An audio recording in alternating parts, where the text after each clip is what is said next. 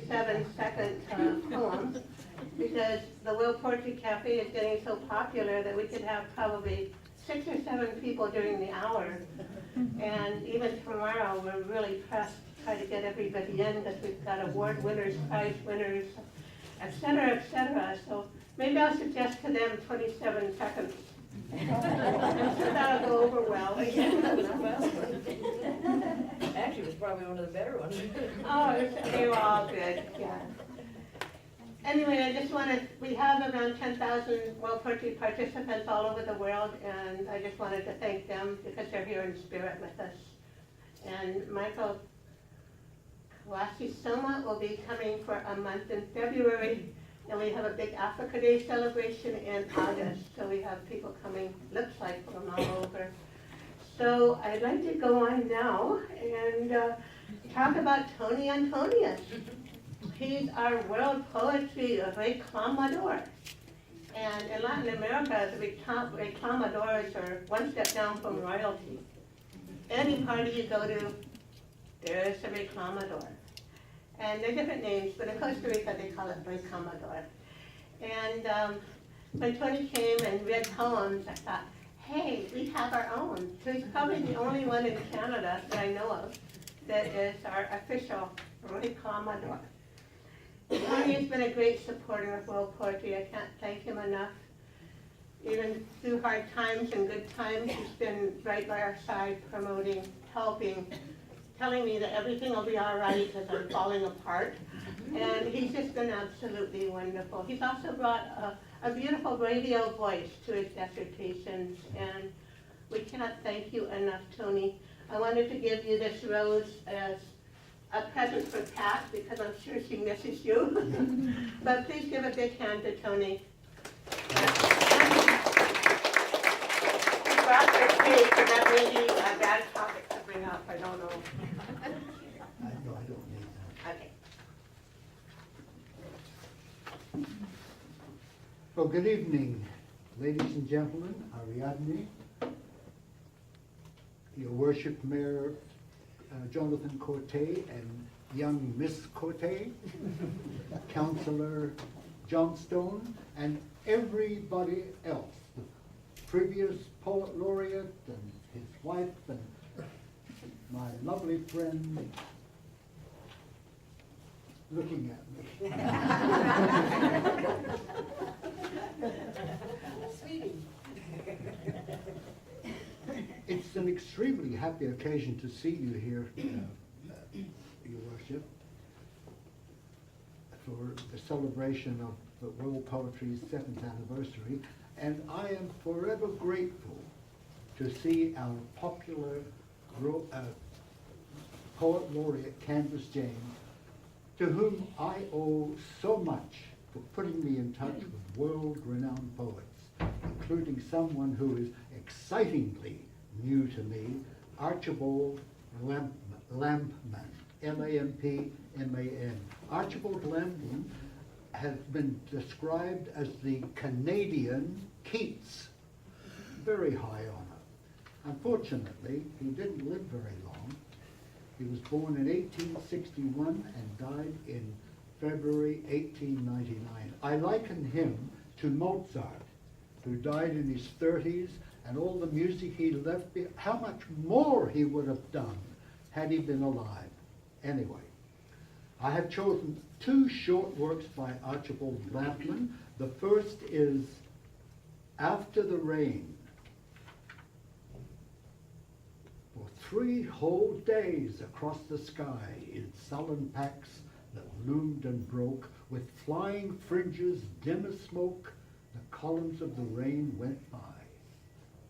At every hour the wind awoke, the darkness passed upon the plain, the great drops rattled at the pane.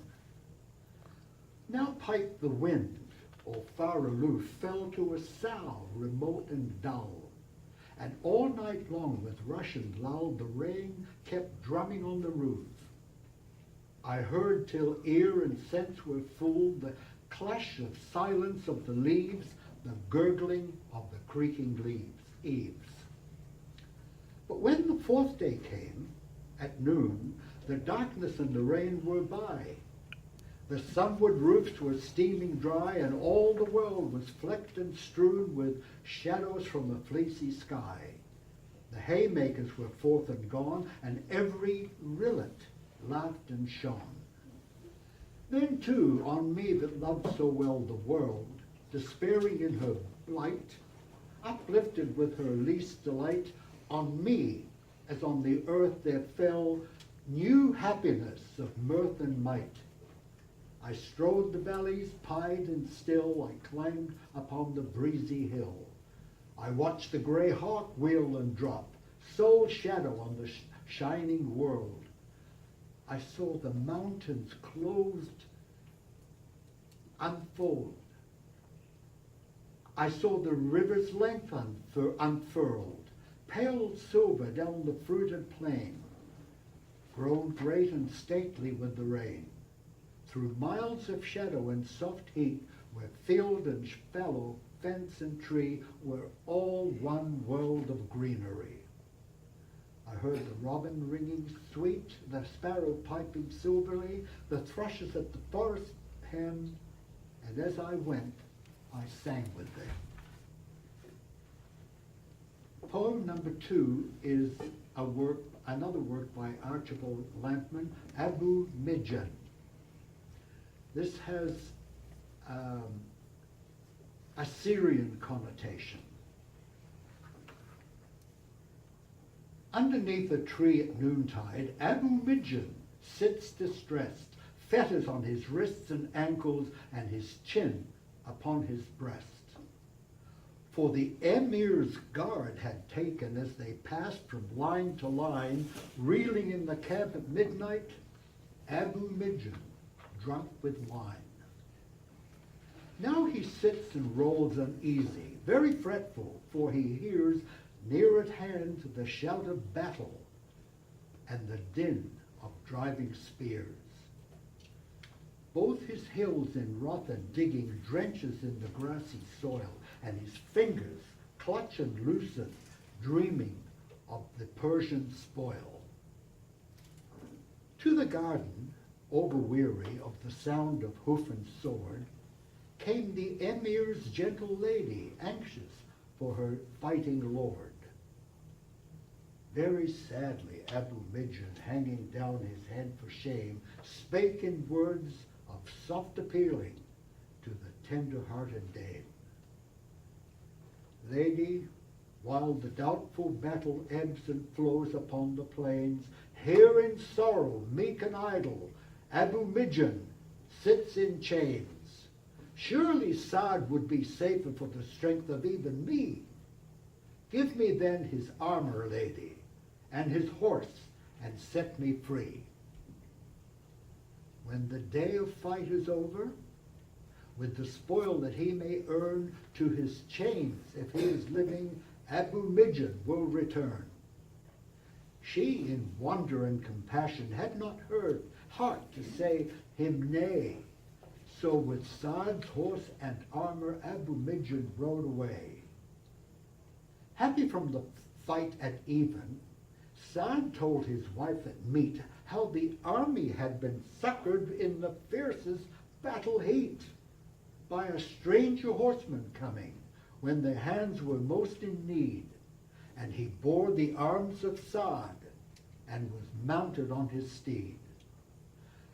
How the faithful battle forward mighty where the stranger trod, till they deemed him more than mortal, and an angel sent from God. Then the lady told her master how she gave the horse and mail to the drunkard, and had taken Abu Midjan's word for bail.